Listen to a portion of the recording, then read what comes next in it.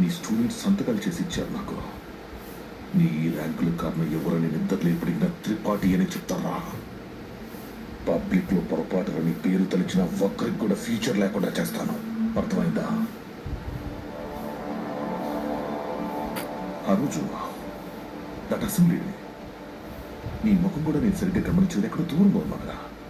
ఇంత చిన్నగా ఉన్నా వచ్చి నన్ను ఊడిద్దాం అనుకున్నావా?